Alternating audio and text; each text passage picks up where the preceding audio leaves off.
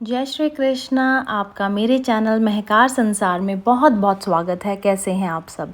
मैं हमेशा ईश्वर से यही कामना करती हूँ कि आप हमेशा खुश रहें, आपके घर की सुख शांति और समृद्धि हमेशा बनी रहे और भगवान का ढेर सारा आशीर्वाद आपको मिलता रहे। तो चलिए वीडियो शुरू करते हैं और जानते हैं कि वो पितरों के क्या संकेत होते हैं जिनसे हम ये समझें कि वो खुश हैं या नाराज़। तो श्राद्ध पक्ष में लोग अपने पितरों की तृप्ति के लिए अनेक उपाय करते हैं, अनेक तरह के कार्य करते हैं। कई बार ऐसा होता है कि व्यक्ति उपाय तो सभी करता है, लेकिन ये पता नहीं चल पाता कि आखिर उसके जो पितर हैं वो उनसे प्रसन्न हैं या फिर अप्रसन्न।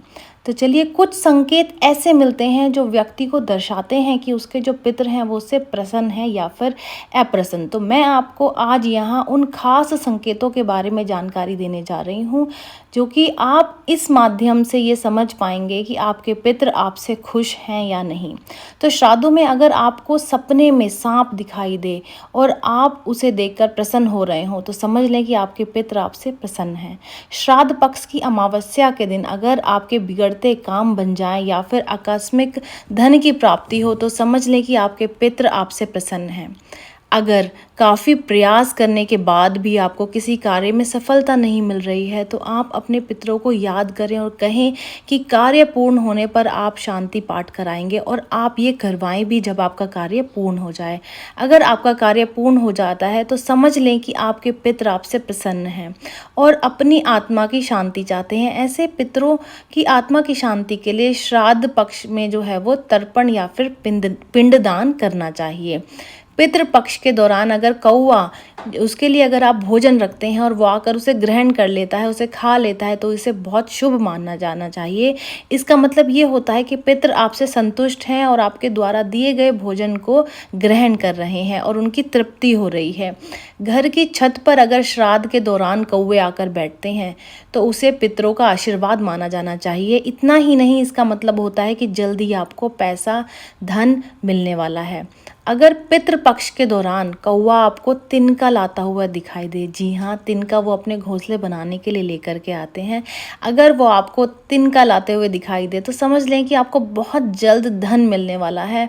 इसके अलावा अगर कौवा फूल पत्ती लाता हुआ दिखाई दे तो समझ लेना चाहिए कि आपके पितर आपसे प्रसन्न हैं और आप उनसे जो भी मनोकामना करने के लिए बोलेंगे वो पूर्ण ज़रूर ही होगी। कौवा अगर आपको धूल में लिपटा हुआ दिखे तो वो भी एक शुभ संकेत होता है। कौवे को अनाज के ढेर पर बैठे देखने का मतलब होता है कि आपके घर पर सुख समृद्धि आने वाली है। गाय और कौवे का एक साथ दिखना भी बहुत शुभ माना जाता है। गाय की पीठ पर अगर कौवा आपको बैठा हुआ दिखे तो भी बहुत अच्छा होता है। वहीं अगर कौवा गाय की पीठ पर बैठकर चोंच से उसकी जो पीठ है उसको खरोंचता हुआ दिखे तो समझ लेना चाहिए कि कोई बहुत बड़ी खुशखबरी आपके सामने आपके समक्ष आने वाली है। वहीं अगर सूअर के ऊपर कौवे का बैठा हुआ दिखना भी अमीर होने के संकेत की ओर इशारा करता है। हमारे सपने में भी पितर आते हैं और हम उनके संकेतों को समझ ही नहीं पाते कि वो क्या कहना चाहते हैं। तो आइए जानते हैं कि सपने के जो संकेत होते हैं उन्हें हम कैसे पहचानें। तो सपने का भी एक शास्त्र होता है, उसके अनुसार जब कोई व्यक्ति स्वप्न देखता है तो उसके पितर उससे स्वप्न के थ्रू बातें करते हैं। तो इसका जो अर्थ होता है वो आपको कुछ बताना चाहते हैं, आपसे कुछ कहना चाहते हैं या फिर आने वाली किसी घटना के बारे में आपको आगाह करना चाहते हैं। अगर कोई व्यक्ति सपने में अपने पितरों को हंसते मुस्कुराते हुए खुशहाल अवस्था में देखता है तो इसका अर्थ होता है कि आपके जो पितर हैं वो आपसे प्रसन्न हैं। और ऐसे स्वप्न जो होते हैं, ऐसे जो ख्वाब होते हैं वो शुभ फलदायक होते हैं। स्वप्न शास्त्र के अनुसार इस तरह के सपने देखने का अर्थ ये होता है कि व्यक्ति पर और परिवार पर पितरों की कृपा बनी हुई है और घर में सुख समृद्धि आने के संकेत हैं। अगर सपने में पितर खुशी मनाते हुए मिठाई खा रहे हैं या फिर बांट रहे हैं तो इसका अर्थ ये है कि आपके घर में खुशियां आने वाली हैं। इससे घर में मांगलिक कार्य होने के संकेत होते हैं। और ऐसे स्वप्न देखने का अर्थ होता है कि किसी के विवाह या फिर संतान का योग बन रहा है। सपने में किसी के पितर दुखी या फिर नाराज दिखाई दें तो इसका अर्थ होता है कि आपके पितर आपसे अप्रसन्न हैं और ऐसे सपने शुभ नहीं होते। ज़्यादातर ऐसे सपने पितृदोष लगने पर आते हैं। ऐसे में आपको अपने पितरों को प्रसन्न करने के उपाय करने चाहिए। तो चलिए, अब हमने ये तो जान लिया कि वो क्या संकेत होते हैं जिनसे हम ये समझें कि हमारे पितृ हमसे प्रसन्न हैं।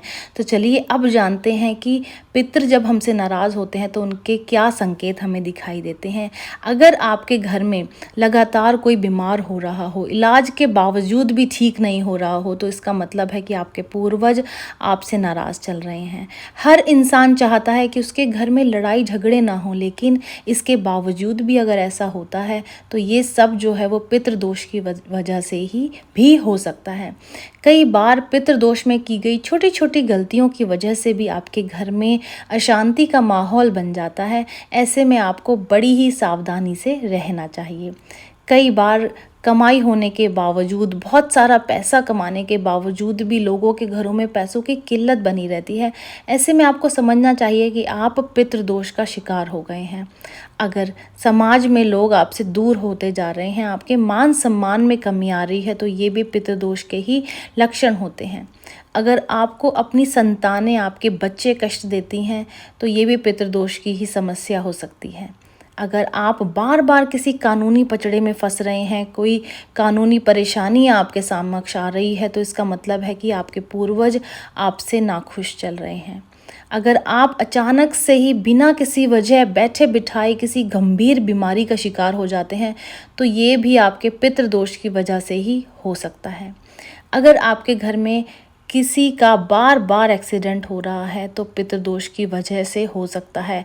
आप अगर चाहें तो पितृ पक्ष में अपने पूर्वजों को दोबारा से प्रसन्न कर सकते हैं। इससे आप फिर से अपनी सामान्य ज़िंदगी जो है वो जी सकते हैं। उम्मीद है कि ये जानकारी आपको पसंद आई होगी और आपके काम आएगी। और अगर पसंद आई है तो फटाफट से वीडियो को लाइक और शेयर कर दें, चैनल को सब्सक्राइब कर दें और नोटिफिकेशन बेल को दबा दें, ताकि समय समय पर हमारी नई नई वीडियोज़, नई नई जानकारियाँ आपके पास इसी तरह से पहुँचती रहें। तो चलिए मिलते हैं नई जानकारी के साथ नई वीडियो में। जय श्री कृष्ण।